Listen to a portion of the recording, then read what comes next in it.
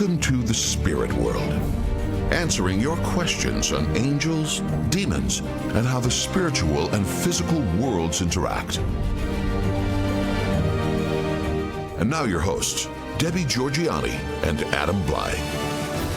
Well, hello there, and welcome to the Spirit World. I am Debbie Georgianni with religious demonologist Adam Bly, and hopefully you today, because we are opening up the phone lines talking all about St. Patrick and St. Joseph. Oh, look at the phone lines go already. You guys are way ahead of us, but we need to go ahead and wave to all of the social media places that are streaming right now: YouTube, Facebook, Instagram, X, and Rumble. Good job, you guys. You're already up early and you're ahead of us, and that's wonderful. So yes, on Monday is St. Patrick's Day. On Wednesday is St. Joseph's Day, and they are very popular days for folks to enter into and celebrate. We're going to talk about it from a different angle, though, Adam. But before we begin anything, we always start with the St. Michael prayer.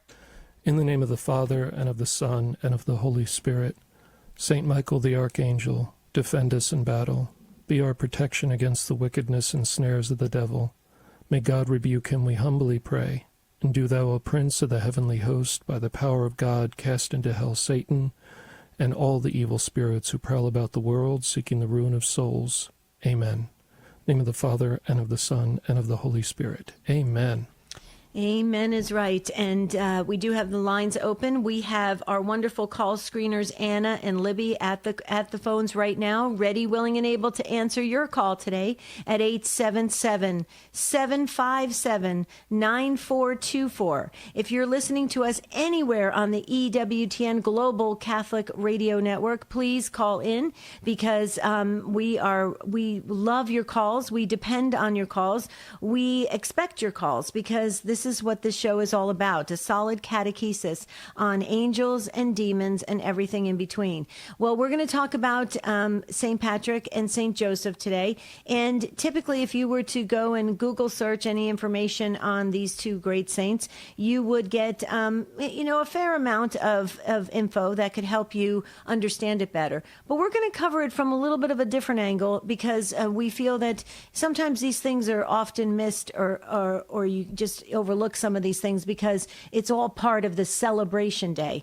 But Adam, I'll let you go ahead and begin with St. Patrick. Yeah, so, Deb, this touches on something that over the years has become like a stronger issue for me. It almost feels like a soapbox issue for me. I'm tempted to get on a soapbox about it, because the saints to me are so concrete. They're so real. I've seen the power of invoking the saints. I've seen the power of relics in ways that can't be explained away, with some kind of excuse or, the imagination or things like that. And so when I see the secularization of Catholic holy days, Catholic saints, and, more problematically, I see the superstitions that develop over the years, that a lot of people embrace. That's a real problem, because it's linked to the first commandment. The church clearly links superstition as a violation of the first commandment.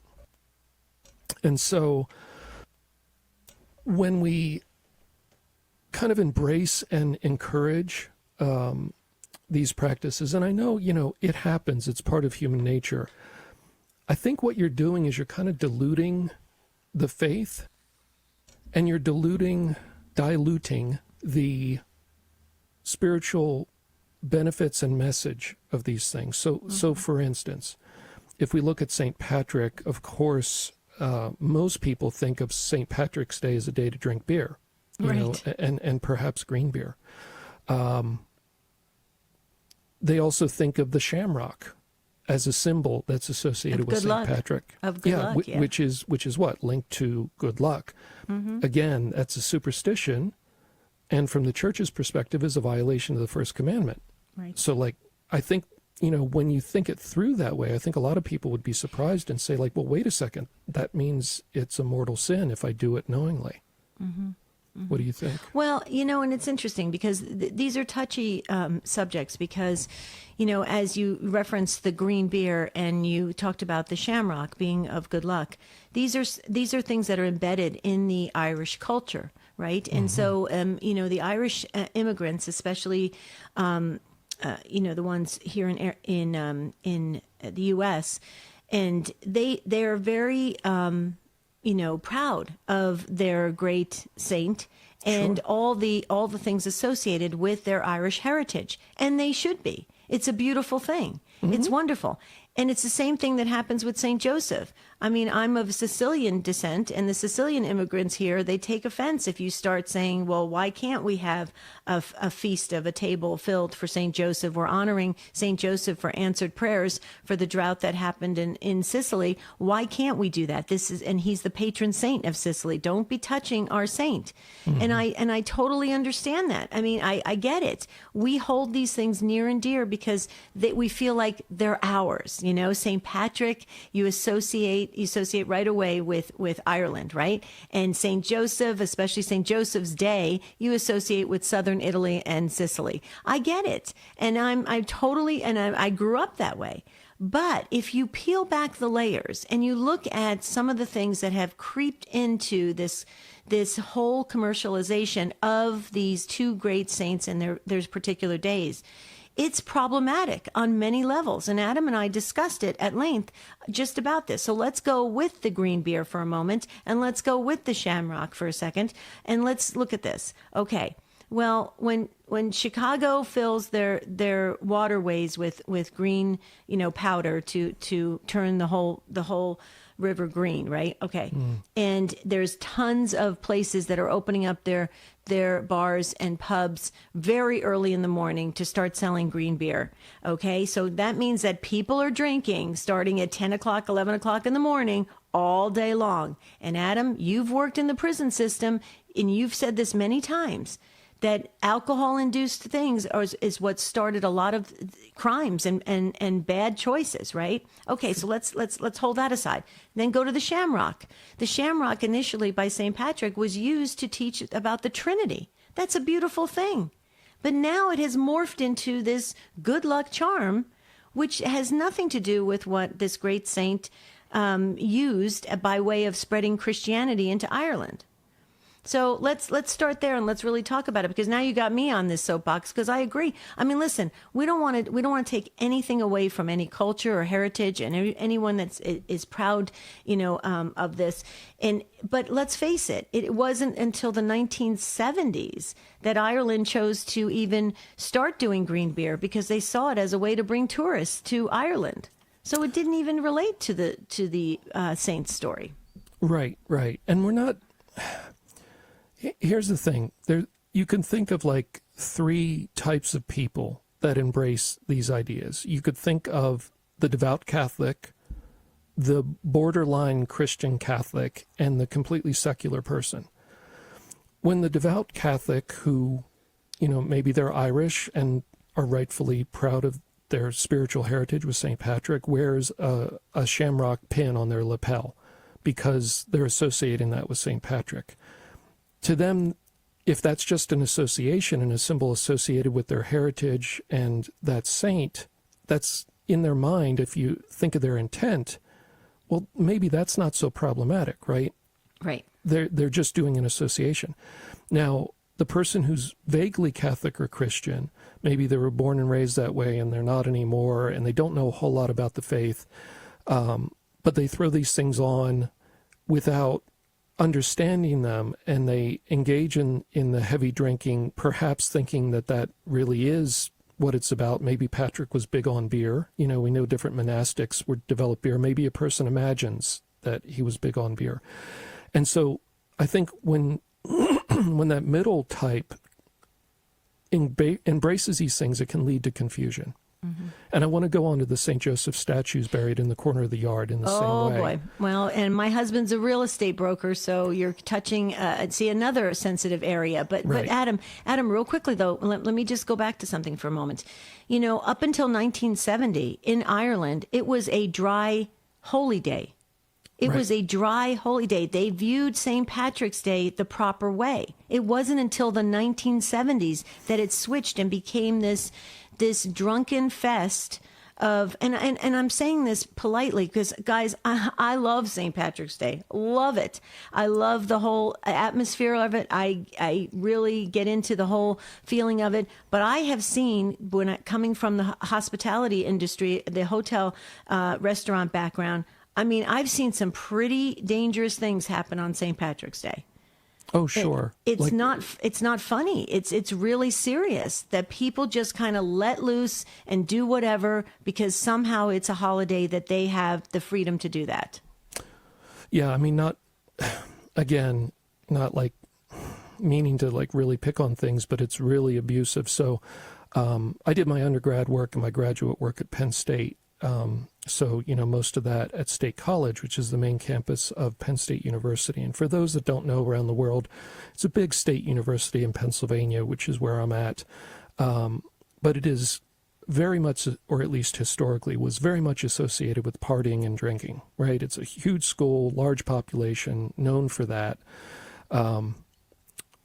On St. Patrick's Day, it was not unusual for people to start drinking as soon as the bar opened at whatever it was, 9 or 10 o'clock, and purposely continue drinking until 2 a.m. when the bar closed.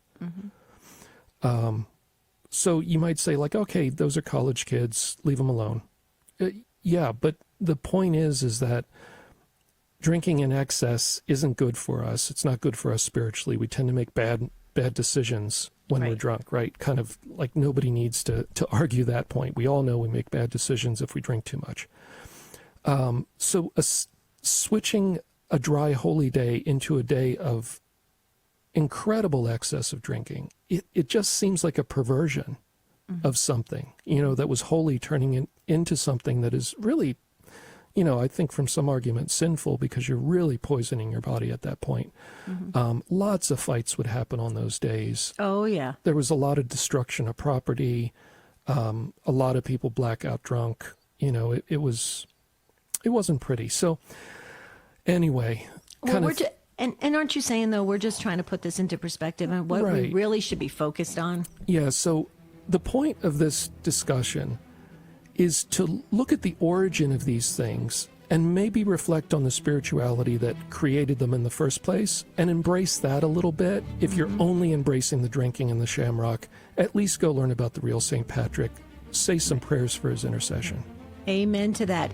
Okay, if you have something to say about this, and I think our Spirit World listeners, they do, they're lighting up the phone lines at 877-757-9424. And don't forget to like us on Facebook. We'll be posting some articles there at the Spirit World Podcast. And Adam and I and the show team will be right back.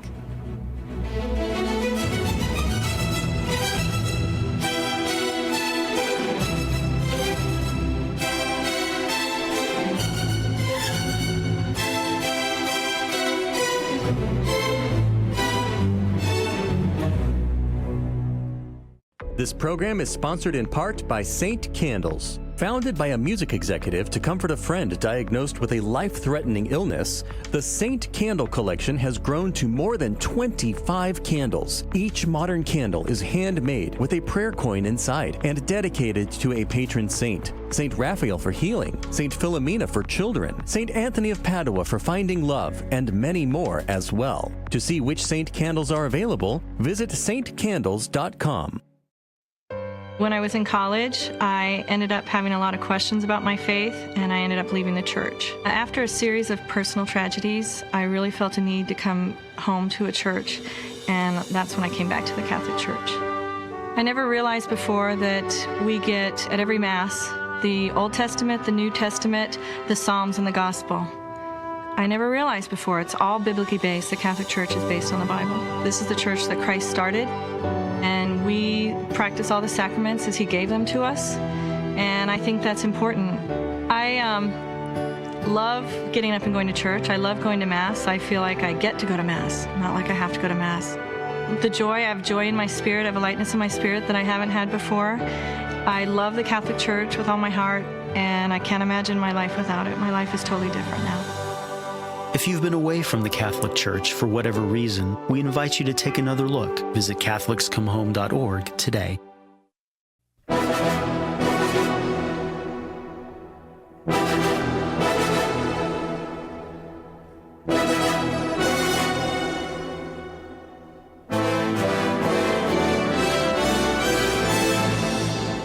The Spirit World continues with Debbie Georgianni and Adam Bly. If you have a question for the show, call 877-757-9424 or email tsw@grnonline.com. Okay, drop your comments in the chats on the social media streams. Please do that, and we really value those comments and feedback that we get on the shows, the live shows that we do. Rarely do we have recorded shows, but they are pre-records that are new content. So, like we just had Bishop Walter Scheid on.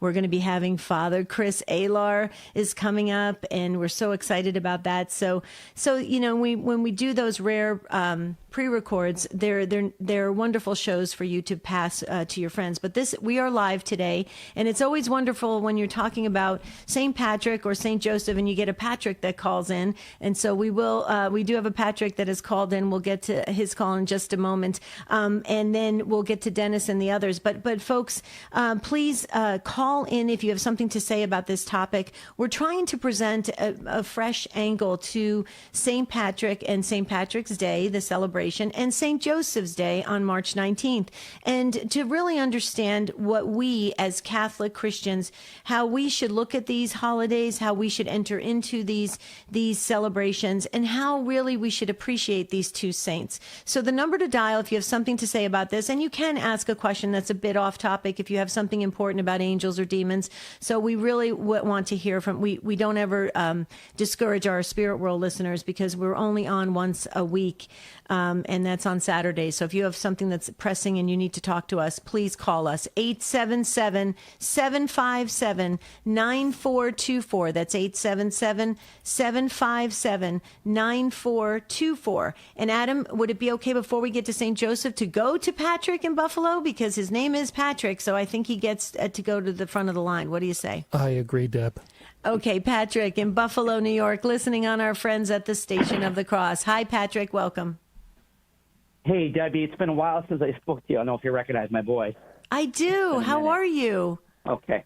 I'm doing, can I say this? Because I have Irish hair. I'm doing grand. I'll put it that way. Okay. I'm doing grand, laddie. Doing grand.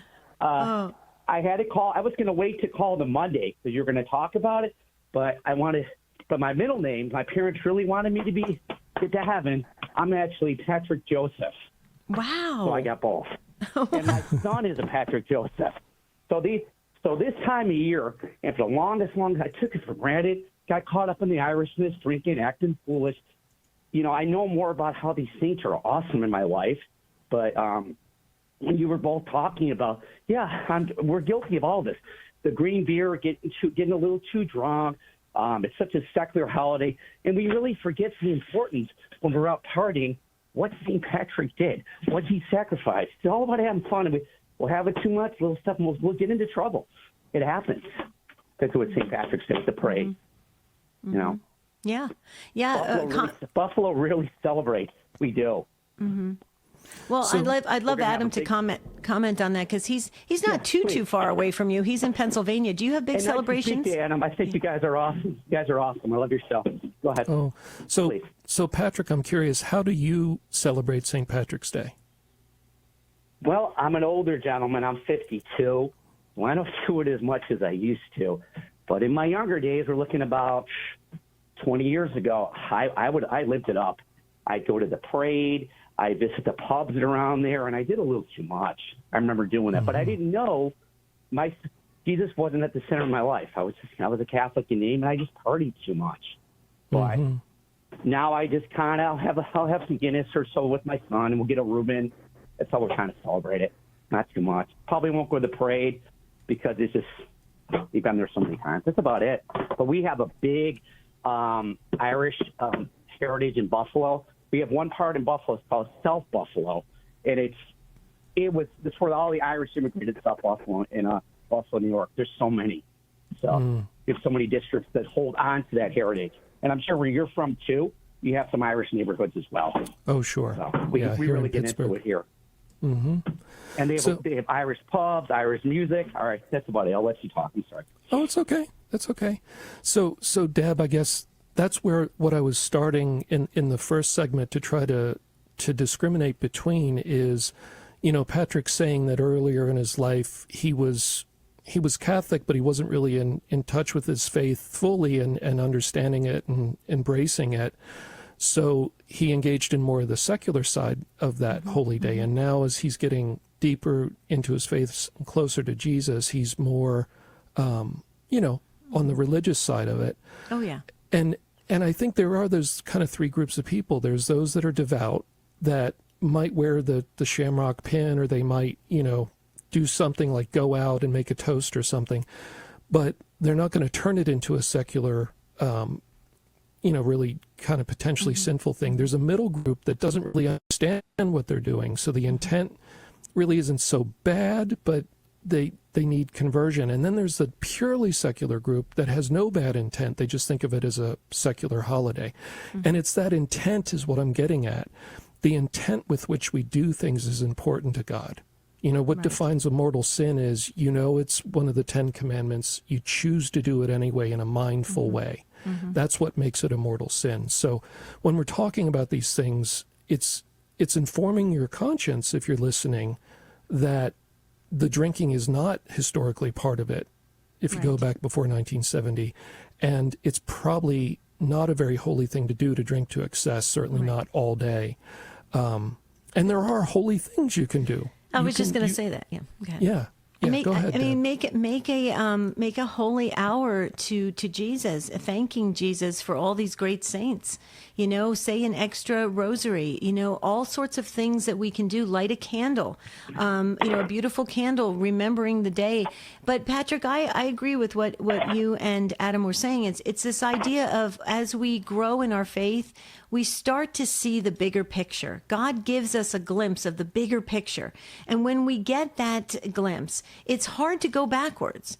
And as a matter of fact, when you go to some of these drunken fests, you're like, oh my goodness, this is way off base. I know somebody needs to be catechized here. So it's interesting. As you grow in faith, you start to, you become enlightened in a way, and it's very difficult to go backwards, and you really want to keep going forward. But Patrick, I have to tell you, I love that your names are Patrick Joseph, and you named your son that as well. Yes, he did. I did as well. I didn't realize. I told you this a while ago, and I was doing confirmation when I was 16. Says you have to do it. I said, what sounds like a good name? I said, I don't know. I picked St. Michael. I just picked it arbitrarily. Oh, beautiful. I Beautiful. picked powerful ones. I didn't even realize it. I didn't even realize it. I was like, wow, listen to you guys. What's the power? And then when you start the show, and I say that prayer a lot, the St. Michael when I class churches. I'll end with this because I know the Irish have the gift of gab, so I need to get off. Oh, Patrick, well, you are a delight. Thank you for gracing this conversation today. Go ahead. I'll do a shout out to one of the priests in our area. It's St. Margaret Church in Buffalo. His name is Father Richards. He's a good charismatic priest. He was picked as the marshal for St. Patrick's Day parade in Buffalo. He's in my parish. So I know he's going to lead us well tomorrow. He'll be out leading the parade. That's beautiful. My parish. Well, you give him our hellos and tell him thank you for his vocation to the priesthood, okay? All right. And you guys keep on your show, protecting our souls, giving that good information, because we all have one mission to get to heaven. That's our mission. You keep on doing it for us. For my part, I love your program. We love you back, Patrick. Thank you so much. Enjoy the weekend. This is beautiful. Okay, Adam, we're going to hit the pause button in just a little bit, but we have Dennis waiting and has been waiting so patiently. May we move over to Dennis, unless you wanted to go to St. Joseph. I don't want to miss St. Joseph, because last year we did this show. We missed St. Joseph, and we can't do that this year. So Dennis in Westchester, New York, on EWTN online. You've been waiting so patiently. Welcome to the spirit world. Debbie and Adam, I listen to your show every week, and I encourage so many others. Thank you for what you both do. And what I would like to throw out to your listeners is to do a pro-life activity during Lent, and even perhaps in honor of St. Patrick and St. Joseph, instead of drinking, donate a pint of blood. It's a very pro-life activity. Yes. Most people don't even know their blood type. If I asked you two, Debbie and Adam, do you know it? I do. Yours? Mm-hmm. Yeah. Yeah. Adam? I do. I'm O positive. Mm-hmm. Okay. Adam, do you know yours? No, I do not. Okay, and that's fair because 90% of the people, I give talks on donating blood. I've been organizing blood drives for 35 years. Don't know. Almost 95% of people don't know their blood types. And that's kind of embarrassing if you end up in the emergency room and someone asks you what's your blood type. I don't know. But in any event, it's a noble thing to do. And what I want your listeners to do is get a free mini medical checkup before you donate blood. They check your pulse, your blood pressure, they check your body temperature and your hemoglobin levels. Now, if everything passes, then you can go ahead and donate your blood. And that pint of blood is run through 7 to 8 different types of tests before it's given to another person. And if there's something wrong in any of these checkpoints, you're notified right away. And Debbie, Adam, I'm sure you would agree, it's better to find a problem at stage 1 rather than stage 4. Absolutely, yeah. And but you're doing it for a noble reason. You're helping someone else anonymously. And we need people to be more empathetic about other people that are suffering. Only 3 to 4% of Americans that are eligible to donate do so. Right. Where do we get most of our blood then in this country? We get it from the European Blood Bank, and they have told us next year they're going to cut the supply to us, but they're going to jack up the price. Now, I get angry. But Dennis, let's jump in because what you're saying here is a very beautiful thing for us to do as Christians. Adam? Yeah, just, being Lent, that's a great thought in terms of a charitable act that you can do during Lent. Yeah. And yeah, there's potential benefit, of course, with getting some of your things checked in the process. Hopefully you're making it to the doc once a year and getting regular blood work done. But if you're not, that could be really helpful. Yeah. And I think it's a great idea.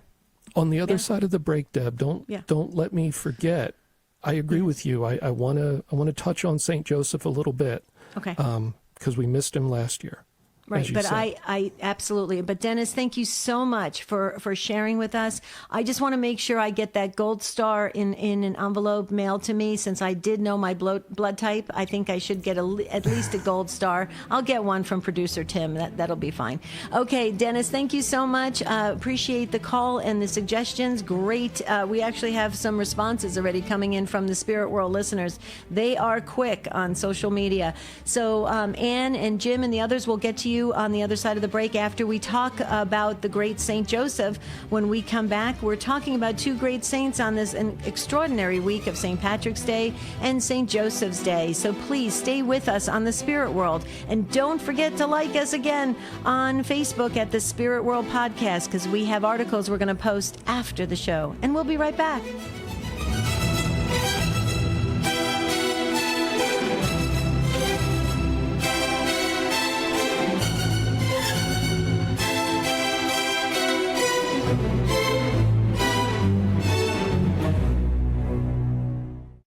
The month of March is dedicated to St. Joseph. O St. Joseph, whose protection is so great, so prompt, so strong before the throne of God, I place in you all my interests and desires. O St. Joseph, do assist me by your powerful intercession and obtain for me from your divine Son all spiritual blessings, through Jesus Christ our Lord, so that having engaged here below your heavenly power, I may offer my thanksgiving and homage to the most loving of fathers. O St. Joseph, I never weary contemplating you and Jesus asleep in your arms. I dare not approach while he reposes near your heart. Press him in my name and kiss his fine head for me, and ask him to return the kiss when I draw my dying breath. Saint Joseph, patron of departing souls, pray for me. Amen.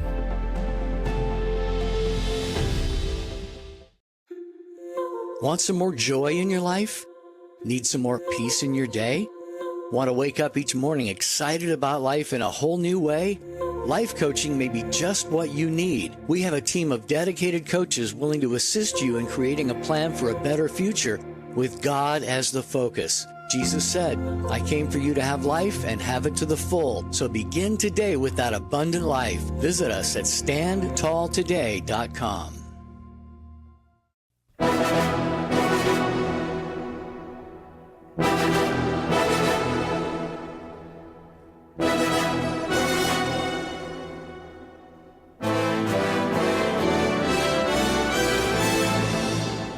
The Spirit World continues with Debbie Georgianni and Adam Bly. If you have a question for the show, call 877-757-9424 or email tsw@grnonline.com. We're talking about St. Patrick and St. Joseph today on the Spirit World, and we wanted just to give a fresh perspective on it so that maybe you as a Christian can look at it differently as you approach these two holy day holidays. And so please call in if you have something to say about it. We're not going to take any more breaks, so we'll go to the phones after we talk about St. Joseph. We've got to get St. Joseph in. 877-757-9424. So we're going to ask Jim and Ann, hold tight, don't go anywhere. And Adam, we'll talk about St. Joseph, but let me just caution you, Adam. We have a lot of real estate agents that listen to this program, one of them being my husband. He's a real estate broker. And please, this idea of the St. Joseph, burying St. Joseph upside down facing the house, it's become a very common thing. And I've even seen it in a lot of Catholic gift stores. Well, I'm going to break some friendships, I guess, but that's okay. Okay. There's at least 3 problems with that practice. So number 1 would be that it is a superstitious practice.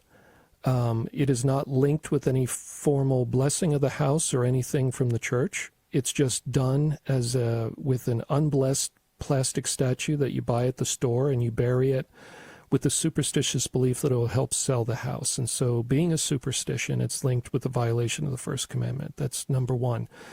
Number 2, the church, in fact, does have times when we bury statues, but that is only when they are defaced or destroyed, and then they must either be burned or buried because they're in what is called an undignified state. So you're engaging in something that's normally done only for statues in an undignified state, where you're essentially seeking to destroy the statue. Okay? Mm-hmm. Number 3, you're burying it upside down, which is an inversion of types. And whenever we see inversion, we think of the enemy.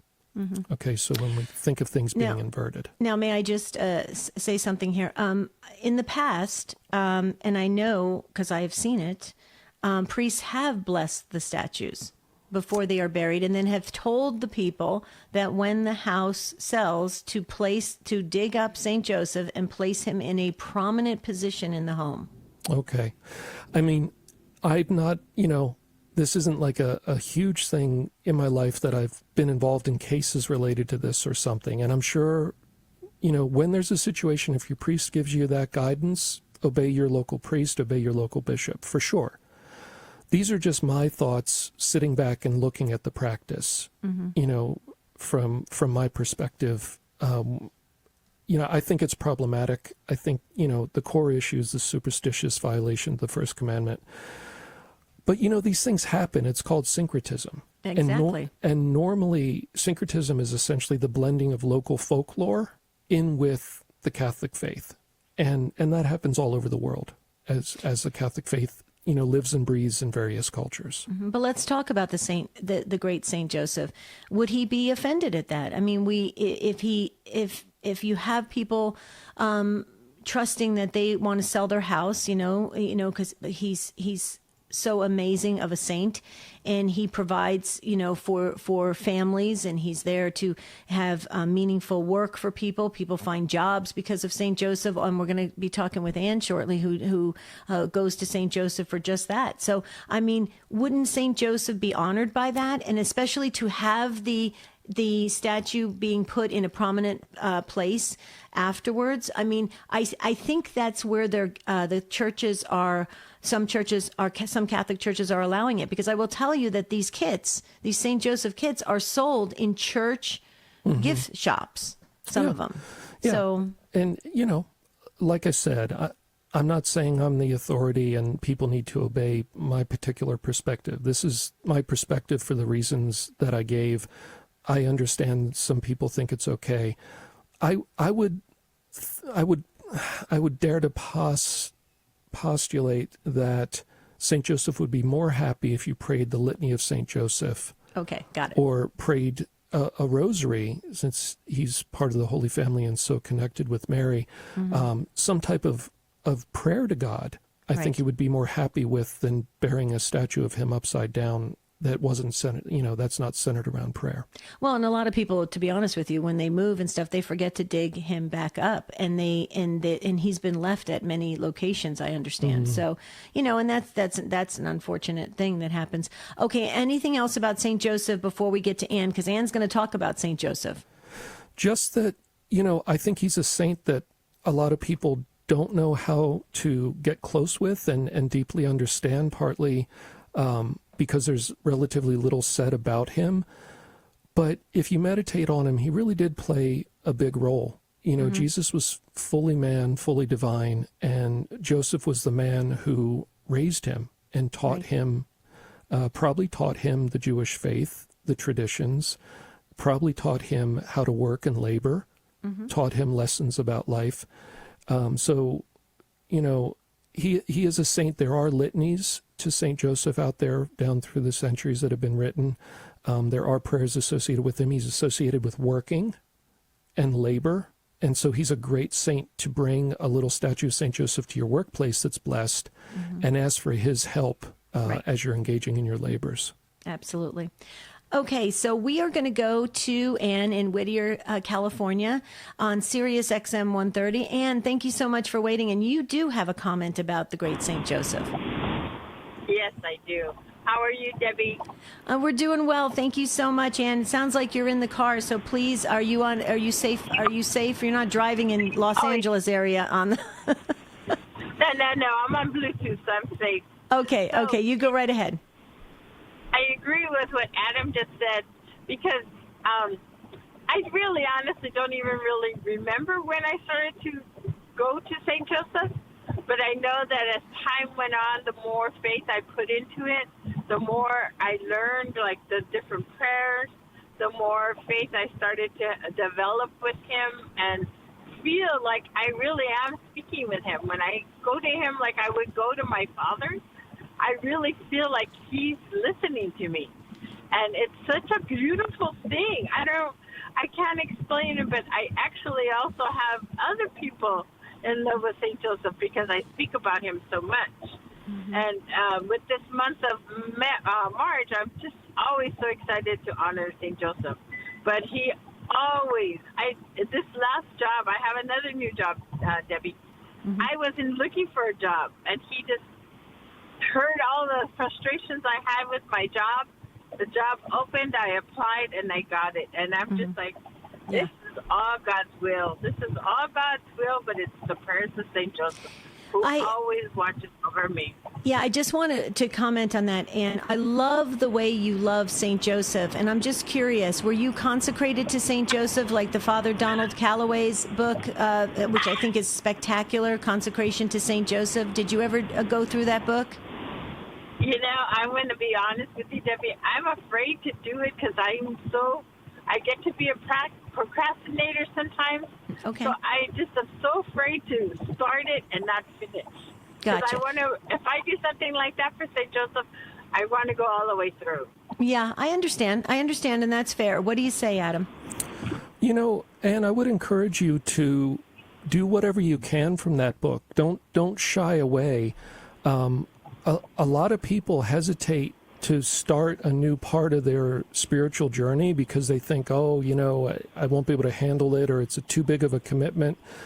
Get what you can out of it and then maybe revisit it in a few years if you can't finish it this time. But you're going totally to agree. You're going to grow and learn, even if you study part of that or start the process.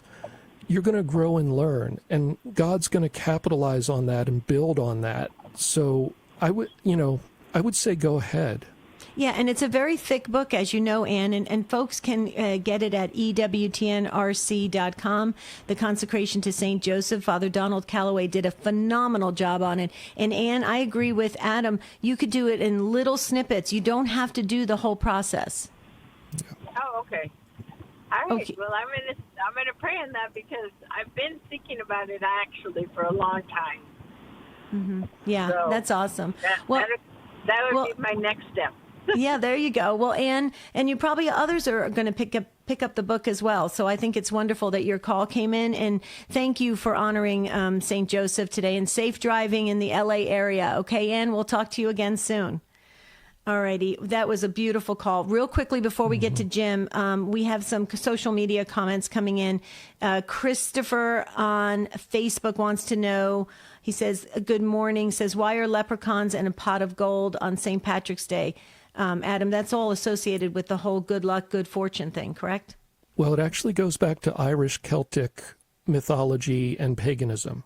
Oh, wow. So it's even more serious. Okay. Yeah, it's kind of the turning an old Irish pagan figure, sometimes seen as a cultural hero, sometimes seen as a god, into like a cartoon version of that. So yeah, it harkens back to Celtic paganism. Oh, okay. Well, there you go, Christopher. There's your answer there. Let's go to Jim in Atlanta, Georgia on Sirius XM 130. Hey, Jim, welcome to the program. Hi, Debbie. Hi, Adam. Thanks for having me. I have pulled off the road, so I'm not driving. Oh, good. Thank you. Thank you so much. You go right ahead. Well, I just wanted, I really have fond memories when I was a younger man.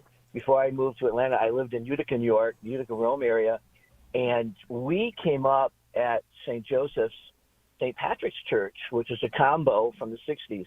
St. Joseph's Church survived. The building was there. It's still there. We had the Franciscan friars, and they always thought it would be a great idea to have a noon mass or a 1 o'clock mass before the St. Patrick's Day parade, which went by the church. It's a huge, beautiful church built by German immigrants in the 1800s, and it's like a basilica. It's still there. It's still open, thank God. So we would go to noon mass, go out to the parade, and then out to the pubs and restaurants down on Varick and Columbia Street to have something to eat. And I don't remember there being a lot of drunkenness, although probably some places there were people that didn't have that. But it was a very Catholic way of an inner city parish celebrating St. Patrick's Day. And, you know, we have a great honor. We had a great honor there because our parish at St. Joseph's was the home parish to St. Mother Mary Ann Cope before she became a nun of the Franciscan sisters in Syracuse. So there's just so much there. And I was always really proud to be able to celebrate that way as a Catholic instead of just looking for a bar to go to and hang out. So yeah, that might be a good suggestion for others.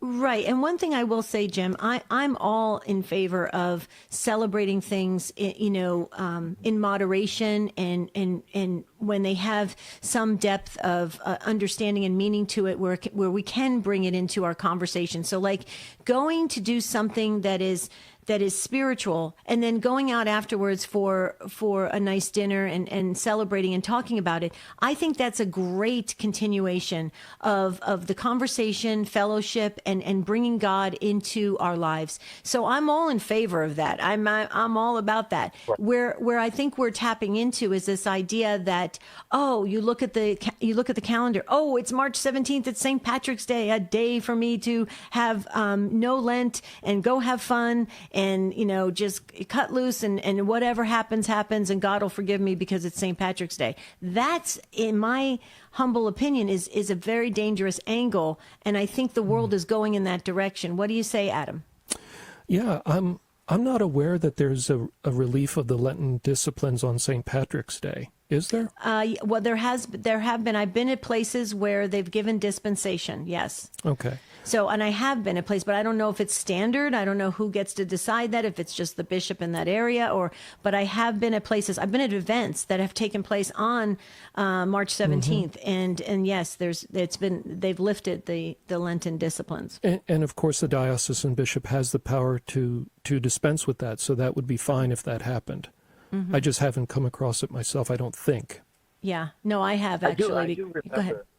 Go ahead, Jim. Remember our bishop in Syracuse gave a dispensation usually, so you could do that. But it was there were thousands that attended that mass. It was just a big church. Nice. And hopefully everybody continued in that spirit.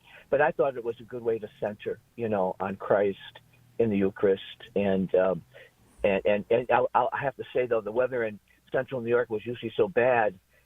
It was rainy and cold that you couldn't get away with much in the streets. You had to be inside. So we always had a fun time, but we always would go to the Mass. And I hope they still do it. I don't know if they still do it or not. Well, doesn't it rise to a higher level of a holy day when the parish is named after St. Patrick or St. Joseph? My understanding, and I think a producer Tim just sent a comment in. If I could be wrong on this, but usually it rises to a little bit of a higher importance. Is that correct, Adam? I believe so, yeah. Yeah, okay.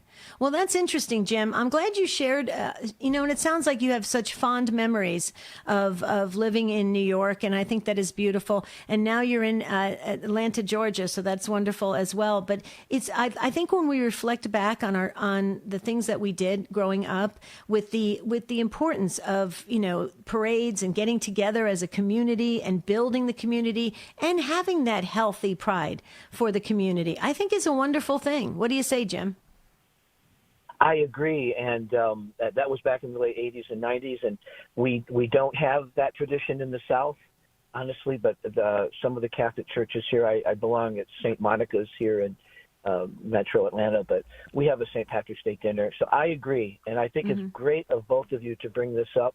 I love listening to your show, and I thank you very much for what you do. It's good. Oh, thank you, Jim. God bless you. Have a beautiful weekend. We appreciate it. Okay, so Adam, I think we covered St. Patrick and St. Joseph quite well. I hope they are pleased if they are listening to this broadcast. And we want to move to Angel, our friend Angel in Perrysburg, Ohio, in just a moment. But her call and her question actually leads nicely into next week's show that we're doing on prophecy. So maybe we could start with Angel, and it'll give us some understanding of where our listeners are at, so that when we do the research and prepare for next Saturday on prophecy, we will have a full presentation. So let's go to Angel in Perrysburg, Ohio on Annunciation Radio. Angel, thanks for joining us. Thank you so much, Debbie. Dash, I love you. You're amazing. Thank you. I love you so much. I have a special question for you. My fiance is in Syria, and he was shot. I often have dreams or see the soldiers that have died and his family members, and it has not really happened with too many other people in my life. Sometimes it'll happen like after they get shot, they'll come to me and tell me their name and stuff. Well, last night I felt this pure white spirit. I couldn't explain it. It was just like pure ecstasy around me. And I could see the name Lily, and I couldn't understand. And I could see his Uncle John, who was a priest. He was married before he became a priest, and his family died. And so anyway, I didn't know anything about him. I don't know anything about these people at all. But I could see his Uncle John was crying, and I could see the spirit, the light. And I said, "Who's Lily?" And he said, "How do you know Lily?" I said, "She's here." And he said, "Lily was my Uncle John's baby girl who died at 5 days. Her heart stopped. She was having trouble breathing." I mean, why are these things happening to me? And why would a baby, appear to me like this and hang around? I could feel her spirit. It was just so pure. Well, Angel, let's hear what Adam has to say, because he only has about 4 minutes to discuss this, and it sounds like there's many layers to it. Adam, go right ahead. So Angel, did this happen when you were asleep, half awake, or fully awake? Fully awake. I was actually driving, and I pulled off, and I saw the name Lily, and I know when I see the names, I need to ask him who it is. And so I asked him immediately. I got on the phone with him and said, "Who's Lily? She's here." And it's a white light. And he said, "How do you know Lily?" He always asks me how I know these people. I said, "I don't." I said, "But you've got to tell me because she wants to talk and she wants to say something. There's something going on." He said, "Lily was 5 days old when she died." I said, "I can see Uncle John too." And he said, "Uncle John was crying desperately. He loved that baby." And he became a priest later after he lost his family. It's a long story, but anyway, it just keeps happening. And do you think, Adam, these are souls in purgatory that need some assistance? Well, if she died, you said at 4 days, Angel? 5 days old. Yeah, so she's under the age of reason. Right, she's under the age of reason, meaning she hasn't developed the ability to choose sin yet, so she would not be in purgatory. So that wouldn't add up. I mean, Angel, there's so many questions. I guess really quickly, are you Catholic? Absolutely. Oh, yeah. Okay. Oh, yeah. Angel's Catholic. Oh, I'm an everyday communicant. So baptized and confirmed, right? Absolutely. And yes. in a state of grace. Yes. Okay. Any history of these kind of things happening earlier in your life? No, except maybe when my dad died, he appeared to me a couple times, but no, only with this person that I'm engaged to. And he's a soldier, and there's a lot of death around him. Okay, when your dad died, he appeared to you when you were wide awake? Yes, I was very ill. He came to me 4 times, and I was dying, and I didn't know it. Oh. And he came to me 4 days in a row, and he appeared to me. And in the hospital, he had just died himself. And so they said I had less than 24 hours to live, and my intestines were being choked off. But it was like he was there in front of me. He never looks at me. He only has his face down, and he appears and stands right before me whenever I'm in trouble like that.